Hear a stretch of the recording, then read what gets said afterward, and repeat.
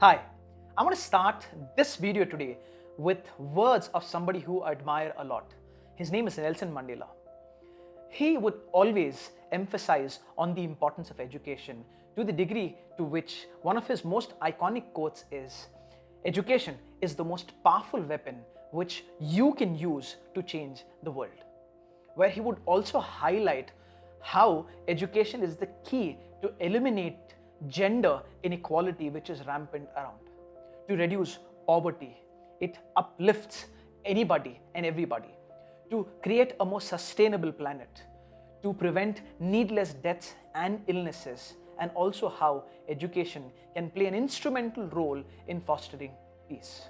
I quite like that thought as to how investing in the future of your country can take care of future of the country, because today's children will become responsible citizens of tomorrow.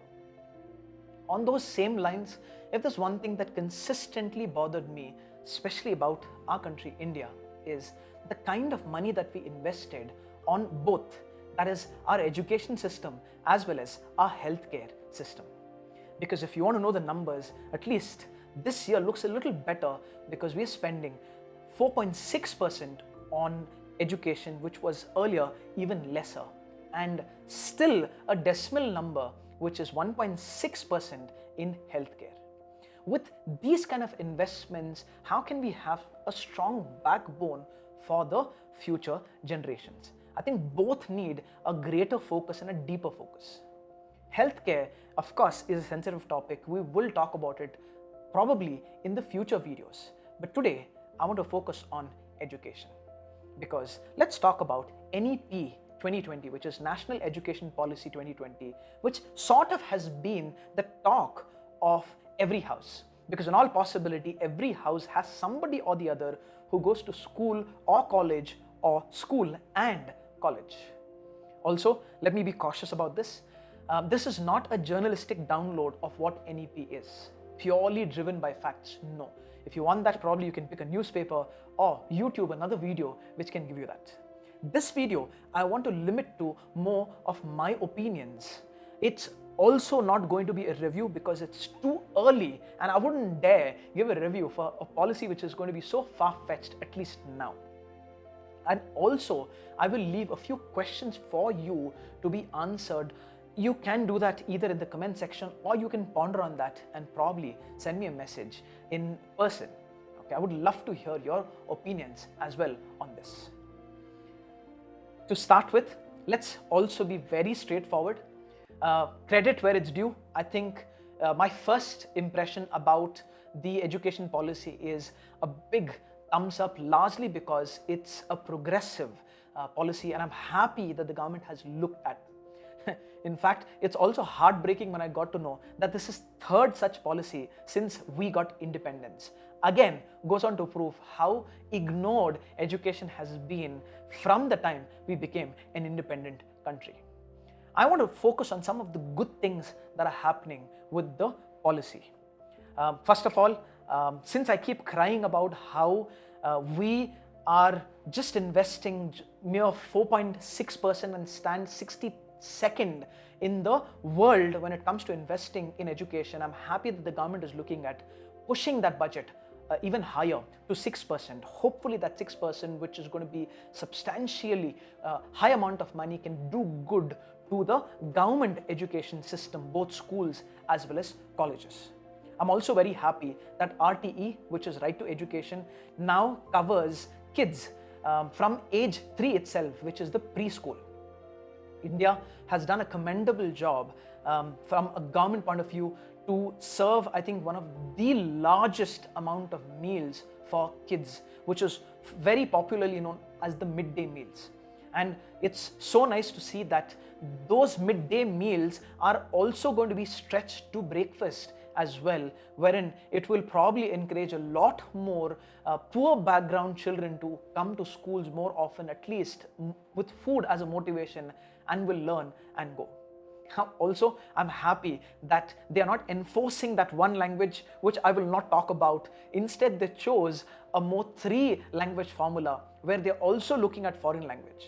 Even though many private institutions now, or I think even few years back or many years back also have been focusing on, but it's always been those premium creme de la creme, or the more Christian missionary to the more city schools which are well reputed that served. It'll be nice if people from the tier 2, tier 3, even the rural backgrounds at least have good teachers who can teach them foreign languages, which can give them greater exposure. I'm happy to see that they're looking at a more experiential learning way, where they're giving a lot of emphasis on creativity as well as critical thinking. I'm also happy that they're looking more at a multidisciplinary factor. Honestly, if there's one thing that I'm jealous of, it has to be this. Because I remember how we as kids have always been stereotyped. Science background, commerce background, arts background, and we only were able to pursue those fields only. If I was fascinated towards fashion, in spite of being good in math, I couldn't. I had to choose between both. I was so fascinated with the idea of journalism, but I couldn't do any of that. But it's okay. At least the younger generation is going to get greater multidisciplinary exposures, which should do greater good, at least from career choices point of view as well, and also to feed their curiosity in terms of learning. They're also looking at a more integrated college system, at least, where undergraduates to postgraduates will be integrated, bringing in research levels as well, which I think is desperately needed, looking at how we do, especially in the research level as a country. Education again is going to be more holistic, where they're looking at more academic and non-academic along with vocational skills, which is, I think, a breath of fresh air. It's going to be delightful to see how all of this is going to intertwine to develop the children of tomorrow. And talking about the marks cards, finally, if this goes into implementation, there are going to be more holistic progress cards which will look at all-round assessment rather than just our obsession towards those numbers, for God's sake. Also, for schools, they're talking about reducing curriculum to some extent, reducing the burden of those children. I'm also super happy that colleges now can have multiple exits, wherein if a student just completes first year, they get a certificate. If they complete second year, they get a diploma. And if they complete third year, they get the degree. And fourth being more on the research level, which is also really, really nice. Now, as I said again, this is not a journalistic download. These were some of the things that I found really good. And also remember, I'm giving my viewpoint intentionally from a student point of view, because college perspective again will add in more points which I do not want to cover in this particular video. Since we've covered a lot of these really good factors, let's come now towards certain apprehensions, skepticism that I have. Definitely not cynicism, but some amount of skepticism that I have towards this entire policy. I'm going to keep intentionally politics aside, because politicians will do what they will eventually, no matter how good or which government it is that is proposing all of these. So that's a different ballgame altogether. You need to remember this, that NEP, the P there is critical. It's just a policy. For it to get implemented, the government itself is looking at the year which is 2040. And for me, that 2040 is too far. That's in fact one of the reasons why, if you have children, it might not even impact you immediately. Probably your children's children, when they start studying, it depends on how old they are rather, it might come into practice. And here we are, where 6 months can change the entire way we live just because of this one virus. God knows what's going to happen till 2040. But of course, fingers crossed, and with high amount of optimism, things should go at least the way they are intended on the paper.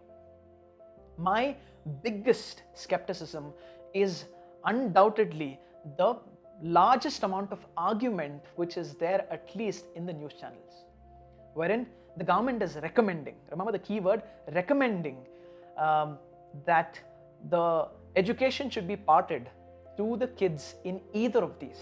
That is either home language, mother tongue, local language, or regional language. Now, mind you, I mean, first of all, I'm confused about what do they choose now, right? What if an individual's mother tongue is different, who's studying in a different state, you know, in that state itself, a different geographical region where the dialect of that particular language is different. So this creates a lot of complication. Although I think I kind of understand why the government is doing this, but then my biggest skepticism is towards moving away from what I see largely as an enabler. Okay, I'm not being biased towards this language, but I think English, with all the controversies of how Britishers gave us this to make us feel less good about ourselves, drove a lot of inferiority complex because we couldn't, let's be honest, we have grown from that to become one of the largest English speaking countries in the entire world. I think if we have edge over China over one factor, at least it has to be English. It has put us in the global map. The reason why I'm even saying this or sharing this is because I see many students, at least from the college level, who come from smaller cities, from smaller towns into bigger cities in better colleges and struggle and suffer on both the levels. That is, they find it difficult to process what's happening in the class because they do not understand English properly. Second, they feel this deep sense of inferiority complex because they cannot converse in English. Are we, by doing this, that is parting education only till 5th, creating two separate Indias where one who wants to transcend from a small town to a bigger city is going to find it even more challenging? Well, that's a thought that I'll leave it to you. The first question I want you to think of and answer. What, according to you, should the government do, or is this move even right? The fact that the government is choosing to sort of move away from English and keep those regional languages or local languages or mother tongue into the delivery mode. Also, even though there's not much spoken about, or even if I've heard in a few places, they are talking really good about the additional 1 year in undergraduation. In all honesty, if this was going to happen in the 1980s, it would have been worthy of even larger, greater celebration. But the way education has moved so far ahead, I think it's a little too late. Because if you go and speak to an engineering student, my experience might be very limited, but you can do that on your own and speak to an engineering student and ask them, are 4 years enough? They say 4 years are too much. I wish they could do it much sooner. Degree students, the 3 years, even those 3 years sometimes are too much. I often joke about this, that if one semester has 7 subjects, no matter whether that one semester is 6 months, 4 months or 5 months, kids will anyway study 5 days only. That is 1 day before the exam. By that logic, they can finish their degree in few months just by studying one night before, but they spend 3 years. The only advantage I see here when it comes to making UG courses 4 years is kind of to keep it on par for students who want to go and study abroad. At least they get that 1+ year. But apart from that, do you see any benefit? Do you think that the last year which they are going to keep for research base, is it going to yield results, at least from a quality and objectivity point of view, towards driving students from doing good amount of research which will help them and the intention to which they do the research? Because if the students are going to do research exactly the way they write their exams, then it's going to be a pretty much eyewash and quality is going to be highly questionable. I'm not demeaning or degrading, but unfortunately, this whole number crunching race has reduced our education system to just that. The cheat code of studying last minute and depending on that last minute study, and then few days of exam, and then it decides their entire semester or an entire year. Hopefully, the holistic system that we're talking about should change that. Also, when it comes to looking at turning single disciplinary, colleges or universities to multidisciplinary, how are they going to pool in all of that? How are they going to find quality teachers for that? I mean, he was going to talk about teachers in some time. Would you go and do an MBA from an IIT? Would you go and do engineering from an IIM? At least these are the premium top names that I'm talking about. Imagine the other universities. So that's another. I think sometimes it's important to keep those specialized single disciplinary institutions intact rather than forcefully converting them into multidisciplinary universities. Another thing which I'm also concerned about is, to a large extent, I don't know whether centralization of this entire education system is good or bad. because we as a country are amalgamation of multiple states. That's in fact one of the reasons why governance to a large degree is decentralized. Many times states know the ground reality and can do greater amount of good and justice if they have control, which is a decentralized system. By centralizing, what if tomorrow it becomes easier to just out of the blue impose one language? And I think I'm thinking out a little too far-fetched. I hope, again, fingers crossed, all of those things do not happen. Do leave your comment about whether it's right to centralize, or I think decentralization is the key and it should stay in that fashion itself. Looking at holistic learning, we're talking about projects, we're talking about experiential learning, which is going to be a lot of activity driven. All of that sounds nice, but then who's going to execute all of this? We're talking about a system where teachers are so overly burdened with the task. That's one side. Finding good teachers itself in this far-fetched system is another big challenge. That's another problem. And then paying them their due worth to even motivate somebody who's doing a job wherein they're not happy to change to become a teacher and be more compassionate is another task, because teachers are paid so less that they don't even have the motivation to continue. Forget encouraging others who want to become teachers to actually convert and become teachers. How will they fill this huge gap is something that is not addressed and still yet to be addressed. That's in fact one of the reasons why I think there's a massive desperate need to put those teacher salaries on par to at least motivate the others to join. By that logic, at least we'll have better fleet of teachers to do this entire circus, this entire marathon with its real true intention. I also hope that the holistic progress card that they are talking about comes to picture in the way it is intended. Because my question to you is, will those holistic report cards finally end the marks obsession, where if a kid gets 97, the parents can still ask or dare to ask, where did the 3% go? A kid can get 98% and feel still disappointed because they did not get into a good college. I think that is another big problem that the government should address, from the ground level at least. Looking at more multidisciplinary, holistic way of education, will this end job discrimination? Because as I said earlier, I'm extremely jealous of the fact that the future kids get into more multidisciplinary courses where they can study arts along with mechanical probably, because I would have loved that. And I'm extremely saddened by the way India has this deep-rooted job discrimination. I still remember how back in my school days, I wanted to do BHM.